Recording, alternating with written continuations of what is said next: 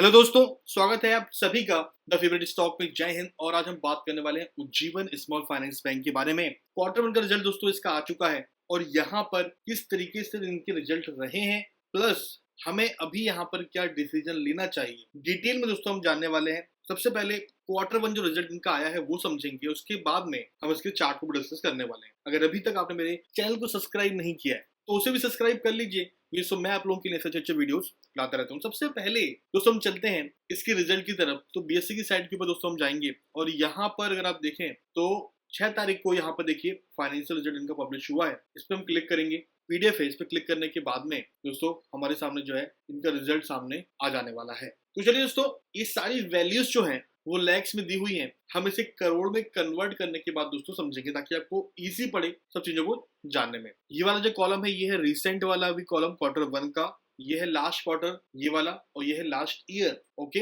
इस हिसाब से आपको समझना है। सबसे पहले दोस्तों हम देखते हैं कि कितना इंटरेस्ट इस बैंक ने कमाया, क्योंकि सबसे इंपॉर्टेंट पार्ट होता है किसी भी बैंक के लिए।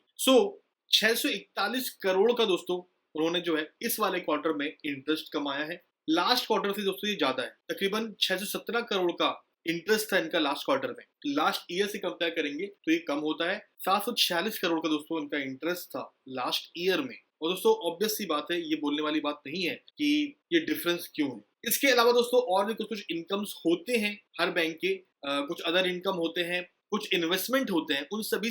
उन सभी का दोस्तों अगर हम इंक्लूड करें तो टोटल जो इनकम है, पॉइंट नंबर 3 यहाँ पर देखें आप, वो है तकरीबन 716 करोड़। यह है टोटल इनकम इस बैंक की इस क्वार्टर की। लास्ट क्वार्टर में दोस्तों ये ज्यादा थी, 735 करोड़ का था, और लास्ट ईयर में 774 करोड़ का था। तो आप कह सकते हैं कि ऑलमोस्ट सेम ही है सबके सब, थोड़ा बहुत ऊपर नीचे है, इस वाले क्वार्टर थोड़ा कम हुआ है, लेकिन आप ऑलमोस्ट सेम बोल सकते हैं। मतलब टोटल इनकम में इनके उतना ज्यादा इफेक्ट नहीं दिखाई दिया। ठीक है, समझ में आती है बात। अब कितना एक्सपेंड हुआ है, एम्प्लॉय पे कितना खर्चा किया, अदर एक्सपेंस कितने हुए, ये सब मिला के कितना इस बैंक ने खर्चा किया। तो जितना भी खर्चा होता है दोस्तों उसे हम टोटल इनकम में से माइनस कर देते हैं। सीधा हम चलते हैं टोटल एक्सपेंस की तरफ। कितना है यहाँ पर देखिए, 553 करोड़ का दोस्तों एक्सपेंस हुआ है। काफी ज्यादा आप बोल सकते हैं इस चीज को। हालांकि लास्ट क्वार्टर से ये कम है, 576 करोड़ का लास्ट क्वार्टर में एक्सपेंस था और लास्ट ईयर में 560। ऑन एन एवरेज आप बोल सकते हैं कि एक से एक्सपेंस उन्होंने हर बारी किया हुआ है, लेकिन यस इस बार थोड़ा सा कम दिखाई पड़ता है। ठीक है, और अगर दोस्तों आप टोटल इनकम में से ये इस एक्सपेंस को माइनस कर दोगे तो कितना आएगा, 162 करोड़ जो बचता हुआ अभी अमाउंट है। राइट, यहाँ पर देखिए। अभी यहाँ पर दोस्तों बैंक ने सबसे बड़ा जो गेम किया है वो ये कि प्रोविजन को बहुत ज्यादा कर दिया है। प्रोविजन मतलब क्या होता है दोस्तों? प्रोविजन मतलब होता है जितना भी एनपीए होने वाला है, मतलब नॉन परफॉर्मिंग असेट, मतलब जो भी लोन्स बैंक ने बांटे हुए हैं और बैंक को लगता है कि हाँ ये इतने इतने लोन्स जो हैं वो डिफॉल्ट हो सकते हैं, तो उसके लिए एनपीएस रहते हैं और एनपीएस को कवर करने के लिए प्रोविजन करने पड़ते हैं। तो इनको अपने प्रॉफिट में से ही, इनको अपने इंटरेस्ट प्रॉफिट में से ही उस प्रोविजन को निकालना पड़ता है। तो प्रोविजन जो है इन्होंने दोस्तों यहाँ पर कितना किया है, प्रोविजन दोस्तों उन्होंने किया है 474 करोड़ का, जो कि बहुत ज्यादा है। लास्ट क्वार्टर में इन्होंने प्रोविजन किया ही नहीं था। आप यहाँ पर देखें, प्रोविजन 2522 माइनस में था और लास्ट ईयर में मात्र 140 करोड़ का प्रोविजन किया था।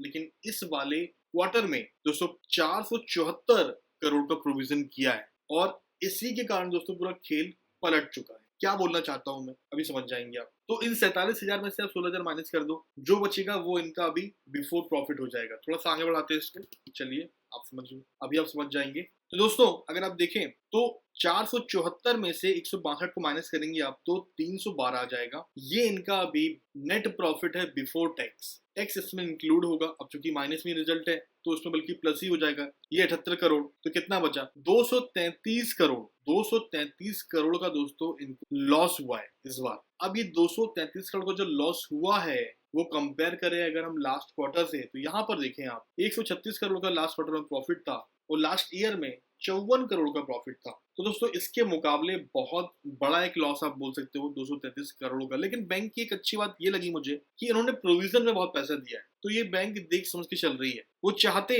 तो प्रोविजन में पैसा कम देते या फिर ना देते तो इनको प्रॉफिट यहाँ पर दिखाई पड़ जाता, नेट प्रॉफिट इनका माइनस में नहीं जाता। अभी इसके पीछे का रीजन क्या है जो उन्होंने प्रोविजन बढ़ाया, वो भी आपको बताता हूँ। चलिए देखें, यहाँ पर देखें आप, जब भी दोस्तों इनके एनपीएस बढ़ेंगे तो इनको अपना प्रोविजन को इंक्रीज करना पड़ेगा। अगर आप देखें इनके ग्रॉस एनपीए को, यहाँ पर देखें आप ग्रॉस एनपीए को, तो कितना है ग्रॉस एनपीए? 1374 करोड़ का दोस्तों इनका ग्रॉस एनपीए है। लास्ट क्वार्टर में तकरीबन 1070 करोड़ का इनका एनपीए था, जो कि बढ़कर अभी 1374 हो गया। और लास्ट ईयर में मात्र 139 करोड़ का दोस्तों इनका एनपीए था। तो आप समझे इस पेंडेमिक के दौरान इनका कितना बुरा हाल हुआ है। आप बोल सकते हैं कि इनकी बैंड बच चुकी है। 139 करोड़ के एनपीए से 1374 करोड़ का एनपीए, मतलब इतना डिफॉल्ट हो चुका है इनका पैसा, आप बोल सकते हैं। या फिर रिकवर ये करेंगे अभी बाद में, लेकिन अभी फिलहाल तो ये डिफॉल्ट में उन्होंने डाल दिया है। वहां से उनको इंटरेस्ट नहीं मिल रहा होगा, या फिर जो भी है एनपीए इन्होंने इसको बता दिया है। परसेंटेज वाइज अगर आप देखेंगे तो देखें आप 0.97% से अगर हम बात करें मार्च वाले क्वार्टर की, तो वो 7% तकरीबन था, और इस वाले क्वार्टर में 9.79% हो चुका है। कितना ज्यादा बढ़ चुका है इनका एनपीए। और यही रीजन है दोस्तों कि इन्होंने अपना प्रोविजन को इंक्रीज किया, यहाँ पर देखें आप, और इसीलिए इनके नेट प्रॉफिट में इतनी जबरदस्त कमी दिखाई दी। माइनस में रिजल्ट गया है 233 करोड़ का। दोस्तों स्वीट एंड सिंपल आप समझें तो जब तक इनके एनपीए से रिकवर नहीं होंगे दोस्तों, ये कंपनी अभी इसका ऊपर उठना थोड़ा सा मुश्किल दिखाई पड़ता है। क्योंकि सबसे बड़ा जो किसी भी एक रीजन होता है किसी भी बैंक में, वो होता है दोस्तों एनपीएस कम होने चाहिए। जितने एनपीएस कम होंगे उतना अच्छा है, उतना कम प्रोविजन करना पड़ेगा और उनके नेट प्रॉफिट बढ़ते हुए नजर आएंगे, और इंटरेस्ट बढ़ता हुआ नजर आना चाहिए। तो इनके इंटरेस्ट तो ठीक ठाक ही रहे, फ्लैट रहे, बढ़े नहीं है, बट एनपीएस इनके बहुत ज्यादा बढ़ चुके हैं। प्रॉब्लम यहाँ पर ये आई है। आई होप दोस्तों ये पूरा रिजल्ट आपको समझ में आया होगा, क्यों इनको इतना बड़ा लॉस देखने के लिए मिला हुआ है। अभी इसमें क्या पॉसिबिलिटीज नजर आती है? तो पॉसिबिलिटीज दोस्तों ये है कि अगले क्वार्टर में अगर ये अपने एनपीएस कम कर पाए तो फिर हमें इनके प्रॉफिट बढ़ते हुए नजर आ सकते हैं। अगर दोस्तों हम चले इसके चार्ट के ऊपर तो देखिए ऑलरेडी दोस्तों ये स्टॉक जो है 27 की रेंज पर आ चुका है, और अब मंडे वाले दिन जब मार्केट ओपन होगा तब मुझे लगता नहीं है दोस्तों कि यहाँ पर कुछ आपको एक पॉजिटिविटी दिखाई देने वाली है, बल्कि यहाँ पर आपको थोड़ा सा और ये स्टॉक डाउन जाता हुआ नजर आ सकता है। इवन दो जो ये एक स्ट्रॉन्ग एक सपोर्ट है, तकरीबन आप बोल सकते हैं 26.50 के आसपास, ये भी टूटता हुआ नजर आएगा और इसके नीचे भी स्टॉक जा सकता है। तो फ्रेश बाइंग के बारे में अगर आप यहाँ पर सोच रहे हैं तो बिल्कुल भी अभी सोचिएगा मत। आपने अगर ऑलरेडी यहाँ पर बाइंग करके रखी हुई है ऊंचे लेवल पर, तो आपको वेट करने के अलावा कोई भी चारा बचता नहीं है, क्योंकि आप यहाँ पे लॉस में तो निकल नहीं सकते। काफी नीचे ऑलरेडी ये स्टॉक आ चुका है, तो वेट करें और इस चीज की उम्मीद करें कि अगले 2-3 क्वार्टर में शायद ये अपने आप को इम्प्रूव कर पाए। जैसे ये पैंडेमिक खत्म होगा तो शायद फिर इनके एनपीएस रिकवर होंगे, एंड देन आफ्टर दोस्तों यहाँ पर एक उछाल देखने के लिए मिल सकती है। बट टिल देन मेरे ख्याल से यहाँ पर उम्मीदें बहुत कम है। आई होप दोस्तों ये कंप्लीट वीडियो आपको समझ में आया होगा, रिजल्ट आपको समझ में आया होगा। वीडियो पसंद आए तो वीडियो को लाइक करना बिल्कुल भी ना भूलें, पसंद आए तो डिसलाइक भी कर सकते हैं। जो आपके थॉट्स हैं उसे आप कमेंट बॉक्स में टाइप कर सकते हैं। यहाँ तक वीडियो देखने के लिए सभी का बहुत बहुत धन्यवाद। मिलते हैं बहुत जल्द अगले वीडियो में। जय हिंद।